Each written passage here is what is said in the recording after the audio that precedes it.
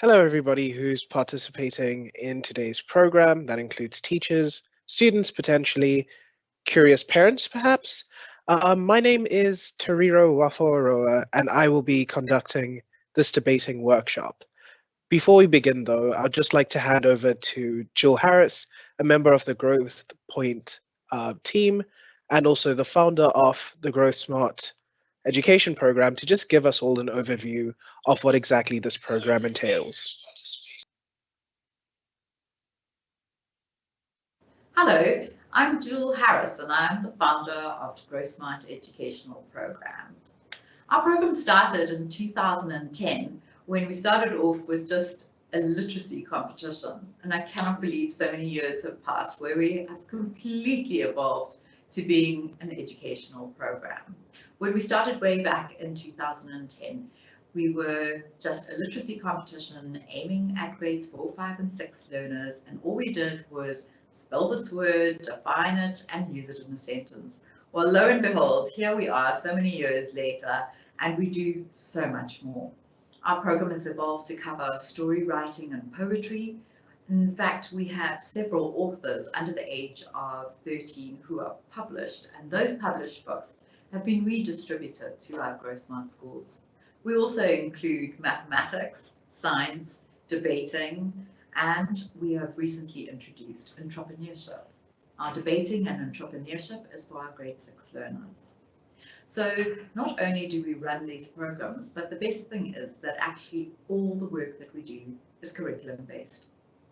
That means there's no additional work for any teacher in the classroom because all the work that we cover is already covered in your classroom.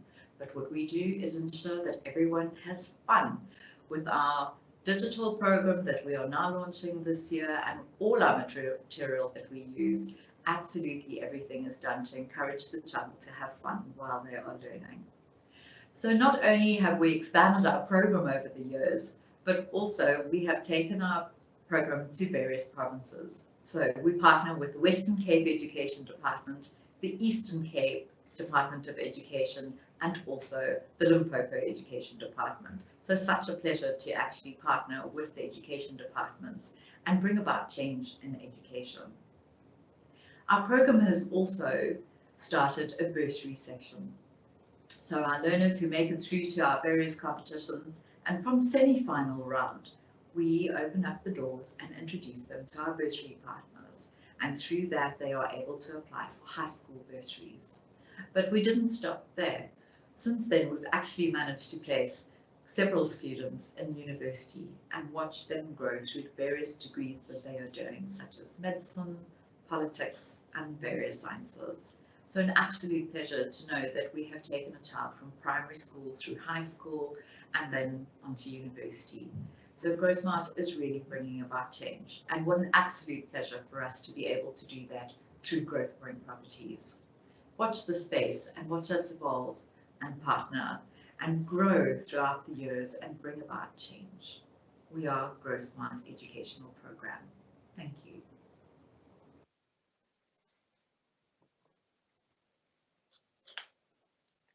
Hello. Gosh. Okay, so before we begin, here's an exciting and adorable quote by John F. Kennedy about the importance of debating, just to get us all into the spirit of what we're about to talk about. As I said, my name is Tariro Wafoaroa. I will be conducting this teacher training, explaining how everything works, from how exactly to debate to more specifically considering the context we find ourselves in, how to use Discord for debating purposes. Cool. So here's just some information that you may want to know about things. As it's been explained quite a few times, this is in partnership with the Western Cape Schools Debating Board. I am actually the vice chair of the debating board for the next few years. Of course, the workshop's happening today and so on and so forth. Very much just background information. Cool. So here are a few things just to know that aren't necessarily in need of the in-depth analysis that we're going to be doing with everything else, but they're still rather important to be talked about when discussing debating. The first one, of course, would be the benefits of debating to school learners. As somebody who's been doing debating since grade 8, if I remember correctly. Debating has definitely been a space in which I can really start to interact with the world.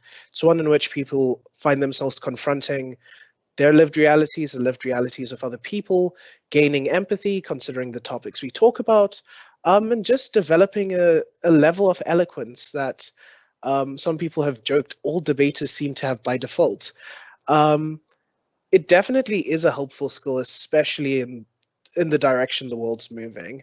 So I definitely recommend debating do be done by individuals. Another thing that ties into the benefits of debating is the fact that plagiarism is a thing you can't do.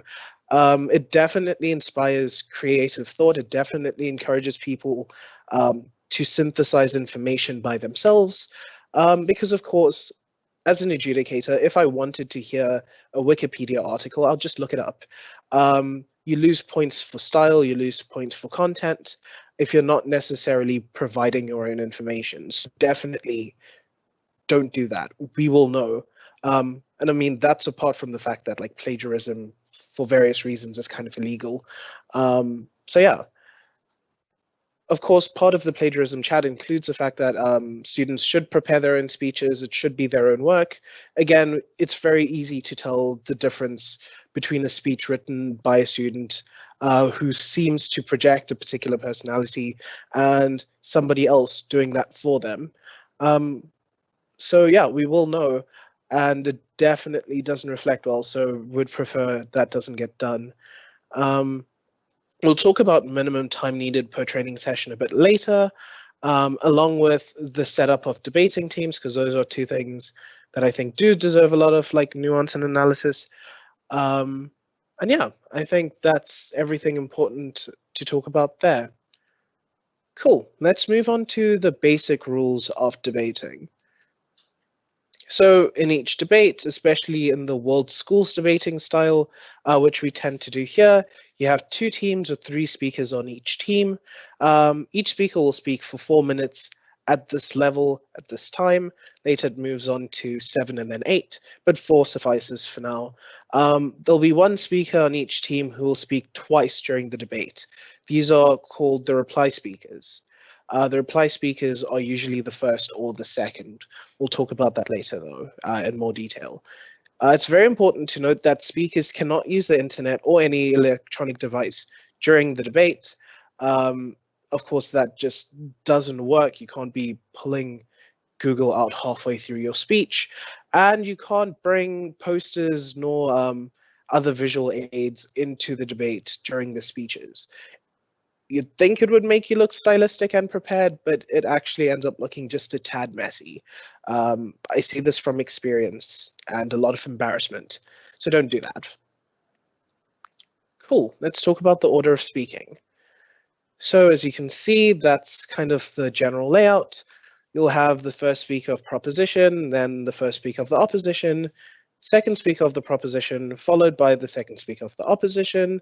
Then we move on to the third speaker of the proposition. Then we move on to the third speaker of the opposition.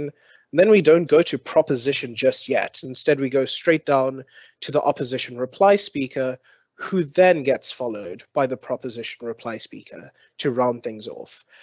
So remember, you go in a zigzag for a little bit, and then you go straight down, as opposed to back to the other side right at the end. There it is again. As I mentioned earlier, only the first or second speaker may give a reply speech. This is primarily due to things like vocal fatigue. It wouldn't necessarily be useful for you to speak and then speak immediately after. So yeah, we kind of give that break to third speakers. So yeah, remember that. First speaker, second speaker, one of the 2 of them needs to be prepared to do a reply. What do the speeches look like? I think this is something some people may be wondering. So the first speech is basically an introduction, defining contentious terms, explaining the burden of proof, doing the case split, again, providing context, arguments, making a few of them, and then the conclusions. These are the speeches that one would use to set the scene that the debate is taking place in, right? Kind of the opening introductory paragraph of an essay, if that analogy sticks out to anyone. The second speakers do more introduction, rebuttal. They do a few arguments as well, and then they move on to the conclusion of their speeches. This is the part of the essay in which you kind of present your own argument in more depth. You may want to consider some other arguments coming through that may be working against whatever your burden is, but for the most part, you want to be building on that introduction and building on the context that has come up in first. The real rebuttal is done in the third speaker. Speaking of, third speaker does an introduction, moves on to rebuttal and doing responses to the opposition team, signposting for the team that they're siding with, and then their conclusion. When I talk about signposting, I'm essentially talking about highlighting the important parts of the case thus far, trying to do the weigh-ups in order to show why their arguments are important and so on and so forth. And in terms of rebuttal and responses, of course, it's just direct engagement with arguments that the other side may have presented. Then finally, we move on to the reply speeches, which are, quite simply put, biased summaries of the debate. Reply speakers are essentially there to explain how the debate took place, explain how they saw things going, but more importantly, doing so in a way that persuades an individual that they have won. That's a very important nuance that people often miss with replies. It's not just a simple summary. Cool. Before we move on to that, quick thing about the summaries. There are two ways in which this could be done. The first one we call an argument-based kind of timeline, in which you basically say, these are the arguments that came up in this order. Let's tackle them one by one. Another more sophisticated and definitely more rewarding, but also very tricky way of doing things is more clash-based, where you look at the core kind of conflicts that have been happening throughout the debate. This ideology versus that one, this idea versus that one, this train of thought versus that one. A lot more difficult, a lot more concise as well as you get better at it. So yeah, consider those two. Let's talk about team lines now. In order to win debates, teams need to set an end goal that they seek to prove, right? You need to state that end goal at the start of the debate and go about proving it. It should typically involve the most important part or actor in the debate. Because of that, all argumentation used by the team must form and reinforce the team line that will be proving their goal. Of course, that means that the argumentation should be supporting their goal or team line. Think about a team line as like a thesis statement for those who write essays more than they'd like to admit to. It's essentially the line which explains what you seek to prove, how exactly you seek to do it. And of course, everything ties back then to that thesis statement. Everything seeks to prove that thesis statement. When we talk about actors, of course, we're talking about very specific individuals, entities, sometimes concepts, who we think the debate revolves around. So if you're talking about a debate that has it's very South African centric, your actor would then be South African citizens or individuals in South Africa. Doesn't make sense to have a team line about Europeans, for example, for this specific debate. Cool. Let's talk about the burden of proof. Burden of proof is the goal within the debate, what people need to prove in order to win it, right? This should, again, be explicitly stated in the beginning of the debate by the first speaker of either team, right? So what you seek to prove, you then use your team line to show that that's how you're going to, you set your burden of proof, and then you say the team line is how we're going to prove that burden, and then from there on out you work through argumentation and so on and so forth. Context. Context is essentially setting the scene again for this debate, and it's an explanation for what the status quo looks like, where the debate is taking place, who's most affected by the motion or the topic at hand, and what are some important things that would need to be known about the debate apart from these three other components.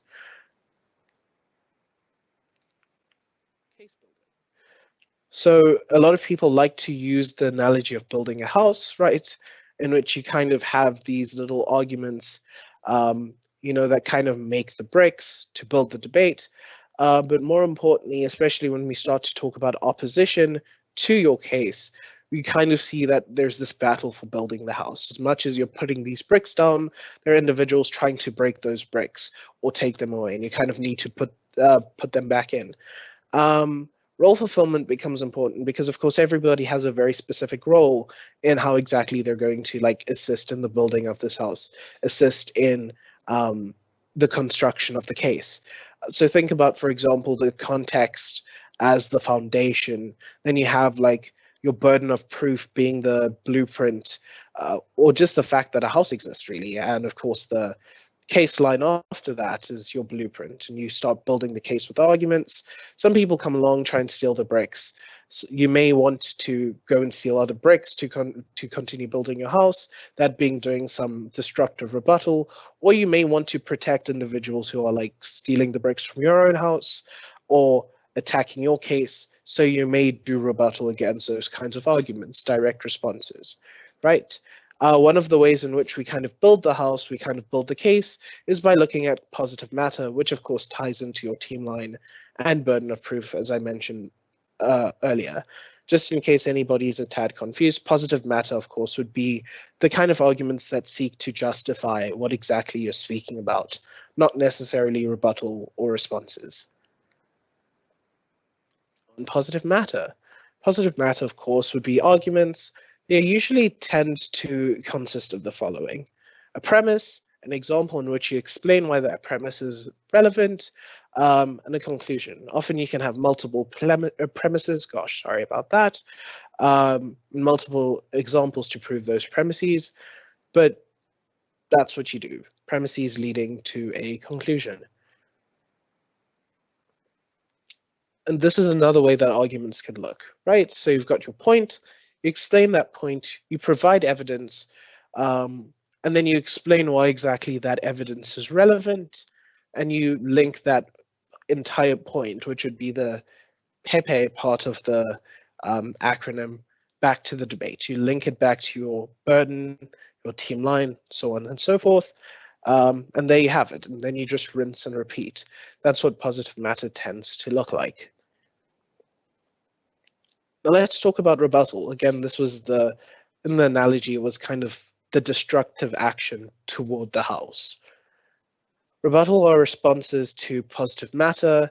You should be writing them down during the debates in order to keep those thoughts with you, because often, you'll forget them when you go up to stand and do your speech. So it's very important to write those down. If you are a P1 or an O1 specifically, and you're pretty comfortable with the debate, you can kind of expect what it's going to look like. You may want to offer preemptive responses and deal with those as swiftly as possible.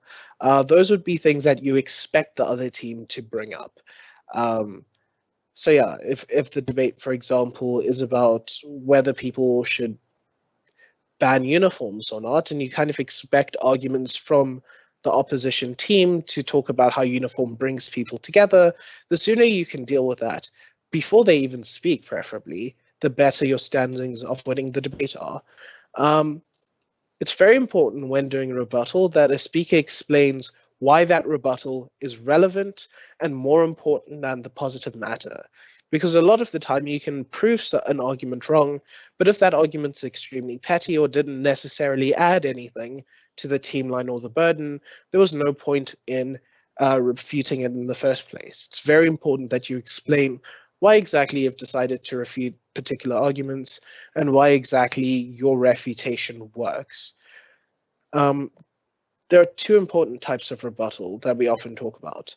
Offensive rebuttal, which is, of course, attacking directly of the other team, and then defensive rebuttal, in which you defend your own team's positive matter against rebuttal. So think of offensive rebuttal as directly attacking the other team, and think of defensive rebuttal as you attacking the other team's direct attack to you. I hope that analogy made sense, or that brief explanation. Cool. Let's talk about reply speeches. As I said, reply speeches are summaries based off of the debate. When you make these summaries, you want to make sure they're somewhat biased. Of course, it shouldn't be obvious, but you should be explaining things in such a way that it becomes very apparent who the winner is. If you did a really good reply speech, it will be the team you're on. As I said earlier, there are two ways of doing this. These reply speeches. There's the argument-based timeline, in which you kind of just lay out the arguments that have been presented throughout the debate. Tom said this, Sipo said that, Eleanor said this, and so on and so forth. Put those together. Boom, reply speech. The other way, of course, is the clash-based timeline. My apologies, which is a lot more sophisticated. You're kind of grouping things together. It doesn't matter who said what.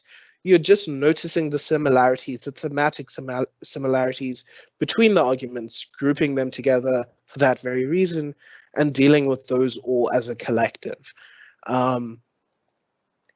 Yeah, as I said, clash-based ones tend to be a lot more rewarding, but at the same time a lot more complicated. Argument-based timelines tend to be a lot more simple and can definitely get the job done. Let's talk about the scoring of speeches. This is how you win debates, really, from a more technical perspective. There are three ways in which we judge debates, right? The first one being content, the second one would be style, and the final one would be strategy. So yeah, those are the three criteria. The world average score is roughly 70, and us as adjudicators, even here, we tend to compare the scores we provide to the universal average. So, you know, if you're high above the 70, we'd expect you to do well in any other context, considering that you're doing well against a universal average. We use a scoring sheet, which we in the biz call a ballot, to determine which categories to award speakers points on, or to, you know, deduct points from, that kind of thing. We also hand that in for record keeping. But what's important to note is that if a speaker does everything they need to, but doesn't do anything more exceptional, or if they don't do anything exceptional, they'll receive a 70. Same goes for if they don't do anything exceptionally horrendous, they'll probably also receive a 70. That's kind of just the middle ground, kind of where you should be aiming for as a bare minimum. Cool, let's talk about content. So content, of course, has to do more with the argumentation, the strength of that argumentation more specifically. It also covers what your rebuttal looks like, the strength of that rebuttal, and the ability to defeat opposing arguments. This, of course, examines the strength of how the argument compels you to support or oppose the motion in a very clinical and analytical way. A speaker with high content marks, for example, will present arguments that are highly relevant, with clear explanations and very solid logic, and they could be succinct at flagging the impact of their arguments, but they don't necessarily have to be extremely rhetorically strong in order to score very highly in content. Then we've got style. Style is the ability to deliver arguments persuasively. There isn't a necessarily particular or universally agreed upon style that's appropriate for all speakers and debaters. You know, just like there are no arguments that are appropriate for all debates, no particular person who's made for debating while others aren't. We do, however, tend to consider a bunch of general elements that improve the impact of a speech. How a speaker uses their voice, their use of gestures, their use of rhetoric, and how exactly they engage the audience. So here we're looking for what kind of elements would hinder the persuasiveness of a speech, what exactly could bolster the speech, what's likely to tug on heartstrings, and what isn't. It's very important to note that accent is never a factor here. Accent is something you can't control, and thus isn't necessarily something you could consider persuasive or non-persuasive. Right, great. Let's talk about strategy now. Strategy kind of is an amalgamation of two elements. One, the structure of your speech, and secondly, or two, the timing. So speakers who fill their time, do not underspeak, or those who, are really good at fulfilling the time part of their speech. But also if you can tell that there's a clear progression of points and arguments, a clear road from point A to point B, in which you can see a clear sense of prioritization in their argumentation, then you've got a speaker who's extremely good at the structural part of strategy. You can kind of follow their arguments. You can kind of tell that they've ranked what's important and what isn't, that kind of thing. Those are those two components. It's important to note that strategy is the lowest scoring part of, the three categories we consider. So the reason I say this is it's important to note that speakers can do very well in some categories and very poorly in others. And some people may just be like smack bang in the middle, able to do everything. So a good example of could be a speaker who has amazing content. They may actually have the legitimate solution to the problem you're talking about within the debate. But they deliver their arguments in a very lackluster way. You don't necessarily feel anything for the motion, even though it's something you really care about. But the inverse can also be true. You can have a speaker speaking absolute gibberish, but selling you this gibberish. You're absolutely obsessed with the lack of information that they're providing you. I've seen it happen. It's quite terrifying, actually. But yeah, you've got those two sides. Similarly, you could have a speaker who addresses bad content, but has a way of addressing the right issues, structuring things in a way that makes the bad content look like it makes sense. They're able to fill their time perfectly. In this case, you'd have a student who's extremely strategic in terms of debating, but not necessarily great with both speaking and style. It's important that you do consider the rubric, if you have the ability to as a coach, try and determine where kids seem to be like excelling and pushing them towards doing the best that they can in those categories. Let's talk about point of informations now. So we're not necessarily going to be talking about the nitty-gritties in speech, but more some of the ways that people can engage. So of course, speeches here are going to be 4 minutes in length. What that means is that the first and last minutes of the speeches are going to be referred to as protected time. So 0 to 1 minute, that's protected time, and then 3 to 4, again, if I remember correctly, that will be protected time again. In that time, you can't POI individuals. However, in the second and third minutes of speeches, you do enter unprotected time in which the opposing team is allowed to POI. POIs are, of course, questions and comments raised by the other team during the speech itself. For example, if you find that there's some contradiction within a speech, you're allowed to stand up, say POI, or interrupt and say POI and point out that contradiction.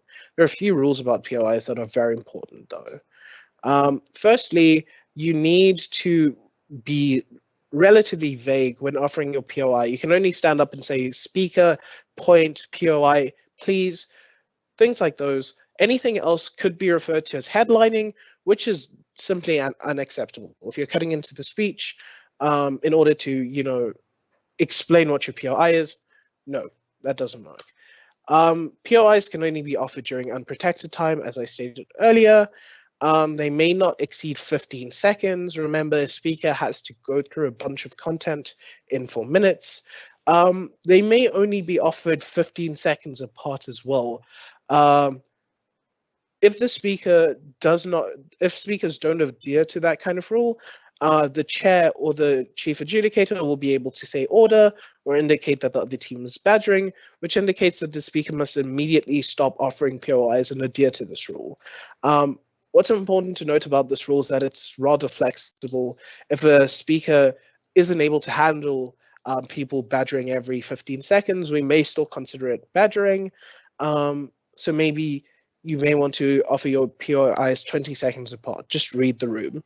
Must also point out that POIs may only be offered during the substantive parts of the speech. Proposition 1, opposition 1, sorry, proposition 2, opposition 2, and of course proposition 3 and opposition 3.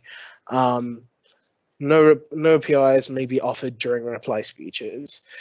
The general rule of thumb when it comes to POIs is that a speaker receiving them should take a minimum of 1 and a maximum of 2.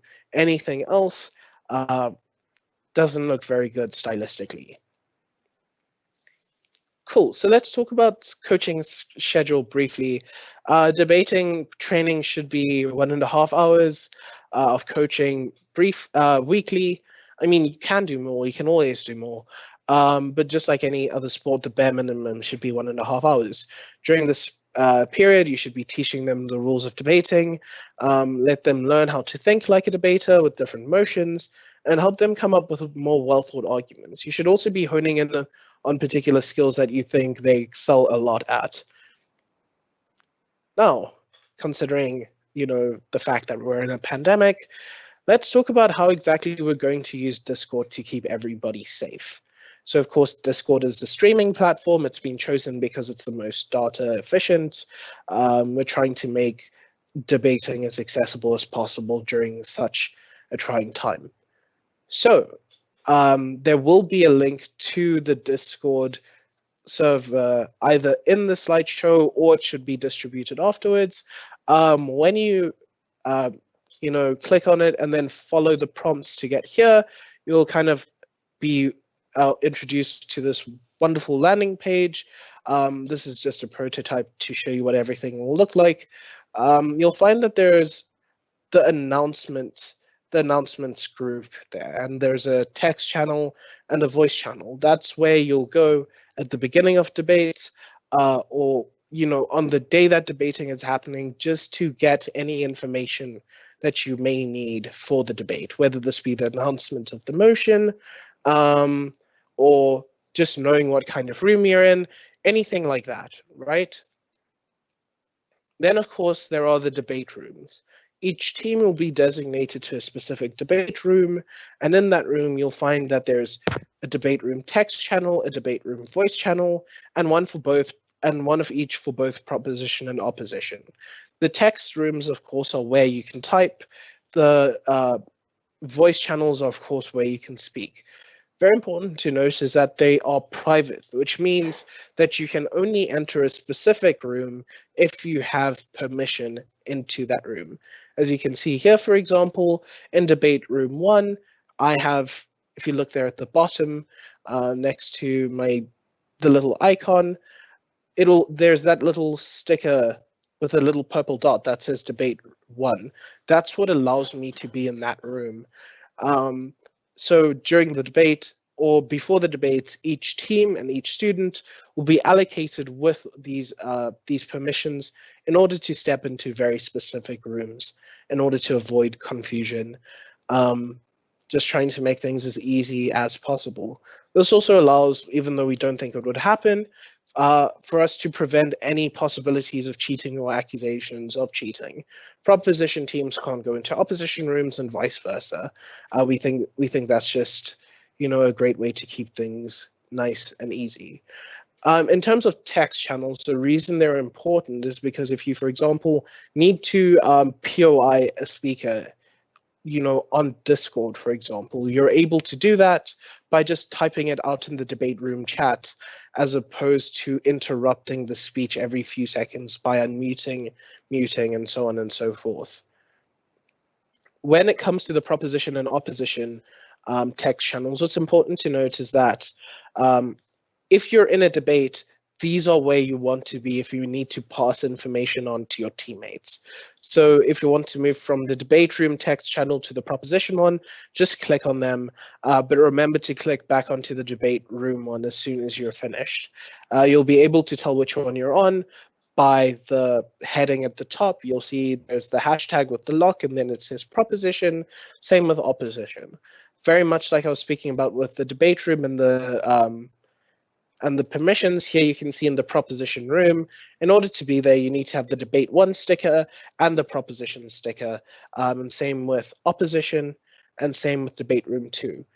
In order to indicate that you're in a particular voice channel, what you'll see is that your badge with your name and everything will appear underneath one of those speaker icons, right? So in the example here, I'm in the debate room. You can see that by the fact that the sticker's there, there's a green circle around it. You'll also be able to tell by that little darker gray box right at the bottom. You can see that it says voice connected. The 3 bars indicates that the connection is strong. That phone with the X, of course, is a way that one could exit the phone call. While you are in one of the voice channels, please notice that you're still able to move between the text channels as you see fit. So you can be on the debate room channel with the opposition team, with the adjudicator, but feel the need to say something to a teammate on proposition. You can then move to the proposition text channel simply by clicking on it, whisper, whisper, give the information you need, and then move back to the debate room text channel without disrupting the debate itself.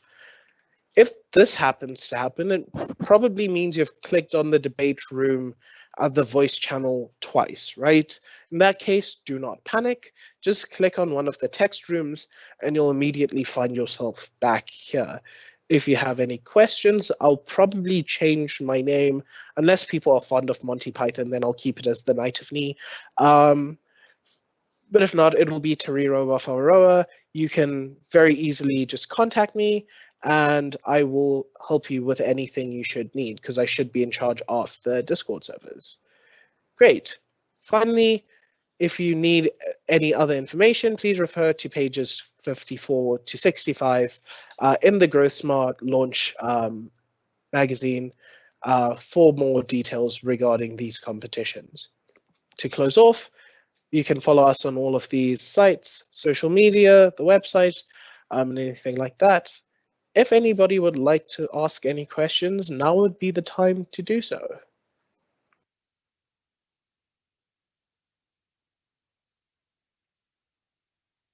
None? Everybody good? Well, great. Again, if you'd like to contact me on Discord, you'll be able to do that. And until I divulge any other information, I'm afraid it's just Discord.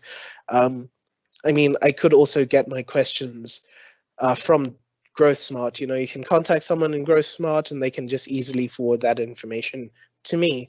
Thank you very much for listening to my mad ramblings. I hope you found this useful, and I hope you have a wonderful Wednesday. Thank you.